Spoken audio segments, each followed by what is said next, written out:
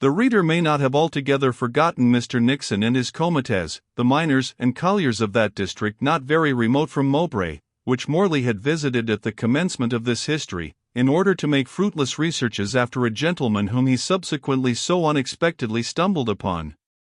Affairs were as little flourishing in that region as at Mowbray itself, and the distress fell upon a population less accustomed to suffering and whose spirit was not daunted by the recent discomfiture and punishment of their leaders. "It can't last," said Master Nixon as he took his pipe from his mouth at the Rising Sun. He was responded to by a general groan.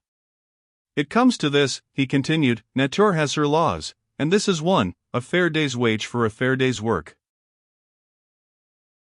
"I wish you may get it," said Juggins, "with a harder stint every week and a shilling a day knocked off." "And what's to come tomorrow?" said Waghorn.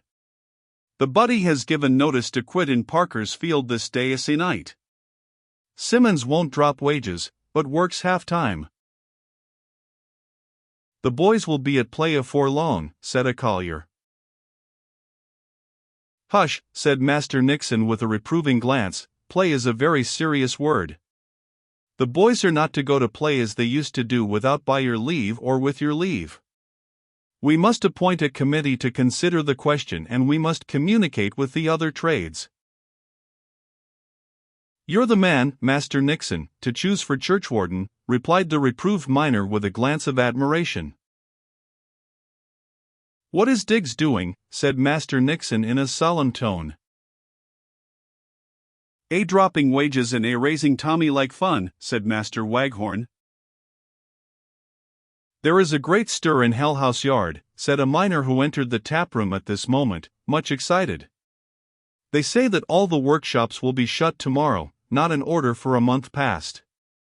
They have got a topsawyer from London there who addresses them every evening, and says that we have a right to 4 shillings a day wages, 8 hours' work and 2 pots of ale." "A fair day's wage for a fair day's work," said Master Nixon. "I would not stickle about hours, but the money and the drink are very just." "If Hell House Yard is astir," said Waghorn, "there will be a good deal to be seen yet." "It's grave," said Master Nixon. "What think you of a deputation there? It might come to good." "I should like to hear the topsawyer from London," said Juggins. "We had a chartist here the other day, but he did not understand our case at all." "I heard him," said Master Nixon, "but what's his 5 points to us? Why, he ain't got Tommy among them." "Nor long stints," said Waghorn. "Nor butters," said Juggins. "He's a pretty fellow to come and talk to us," said a collier. He had never been down a pit in all his life. The evening passed away in the taproom of the Rising Sun in reflections on the present critical state of affairs and in consultations as to the most expedient course for the future. The rate of wages, which for several years in this district had undergone a continuous depression, had just received another downward impulse and was threatened with still further reduction, for the price of iron became every day lower in the market, and the article itself so little in demand that few but the great capitalists who could afford to accumulate their produce were able to maintain their furnaces in action. The little men who still continued their speculations could only do so partially, by diminishing the days of service and increasing their stints or toil, and by decreasing the rate of wages as well as paying them entirely in goods, of which they had a great stock and of which they thus relieved themselves at a high profit.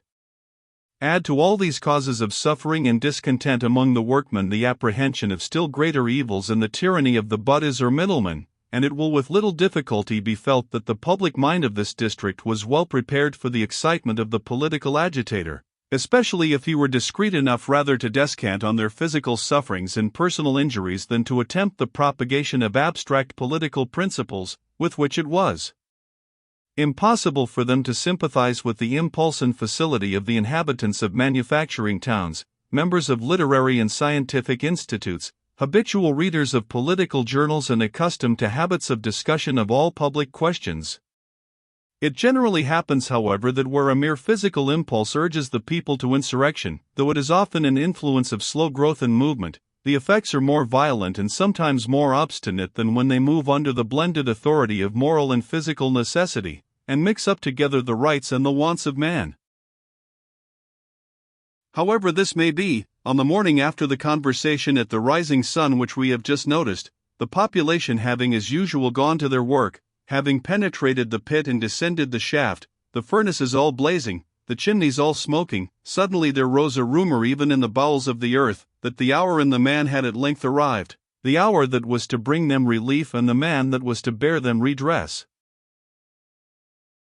"My missus told it me at the pit head when she brought me my breakfast," said a pikeman to his comrade, and he struck a vigorous blow at the broad seam on which he was working. "It is not 10 mile," said his companion. "They'll be here by noon." "There is a good deal to do in their way," said the first pikeman. "All men at work after notice to be ducked, they say, and every engine to be stopped forthwith." "Will the police meet them before they reach this?" "There is none. My missus says that not a man John of them is to be seen. The Hellcats, as they call themselves, halt at every town and offer £50 for a live policeman." "I'll tell you what," said the second pikeman. "I'll stop my stint and go up the shaft. My heart's all of a flutter, I can't work no more. We'll have a fair day's wage for a fair day's work yet. Come along, I'm your man. If the doggies stop us, we'll knock him down. The people must have their rights. We're driven to this, but if 1 shilling a day is dropped, why not 2? "Very true, the people must have their rights, and 8 hours' work is quite enough."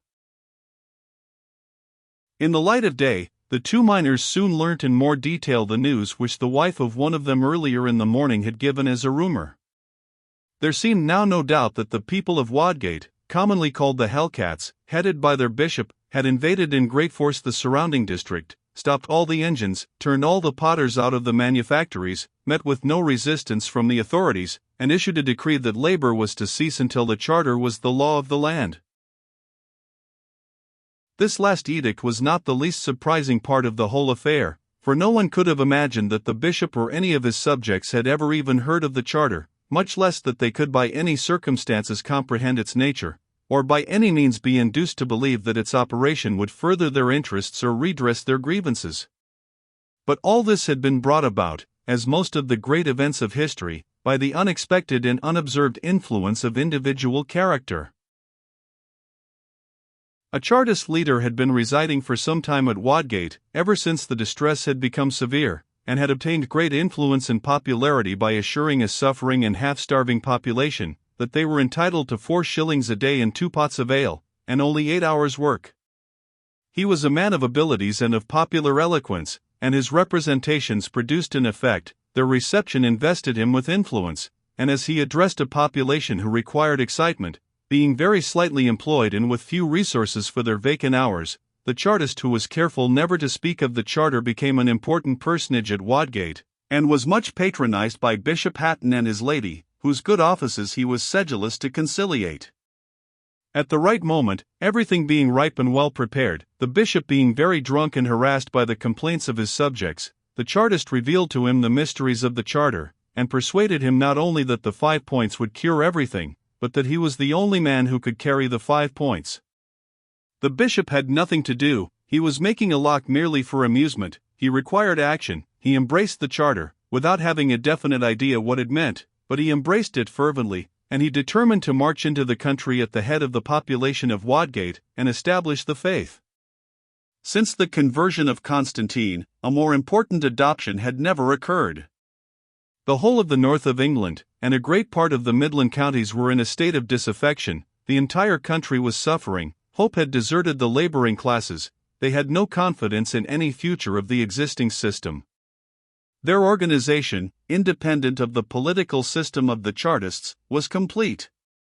Every trade had its union, and every union its lodge in every town, and its central committee in every district. All that was required was the first move, and the Chartist emissary had long fixed upon Wadgate as the spring of the explosion, when the news of the strike in Lancashire determined him to precipitate the event. The march of Bishop Hatton at the head of the Hellcats into the mining districts was perhaps the most striking popular movement since the Pilgrimage of Grace. Mounted on a white mule, wall-eyed and of hideous form, the bishop brandished a huge hammer with which he had announced he would destroy the enemies of the people, all buttas, doggies, dealers in truck and tommy, middlemasters, and mainmasters. Some 1,000 Hellcats followed him brandishing bludgeons, or armed with bars of iron, pick handles, and hammers. On each side of the bishop, on a donkey, was one of his little sons, as demure and earnest as if he were handling his file. A flowing standard of silk inscribed with the charter, and which had been presented to him by the delegate, was borne before him like the oriflamme. Never was such a gaunt, grim crew. As they advanced, their numbers continually increased, for they arrested all labor in their progress. Every engine was stopped, the plug was driven out of every boiler, every fire was extinguished, every man was turned out. The decree went forth that labor was to cease until the charter was the law of the land, the mine and the mill, the foundry and the loom shop were until that consummation to be idle, nor was the mighty pause to be confined to these great enterprises. Every trade of every kind and description was to be stopped, tailor and cobbler, brushmaker and sweep, tinker and carter, mason and builder, all, for all an enormous Sabbath that was to compensate for any incidental suffering that it induced by the increased means and the elevated condition it ultimately would ensure, that paradise of artisans, that utopia of toil, embalmed in those ringing words, sounds cheerful to the Saxon race, a fair day's wage for a fair day's work.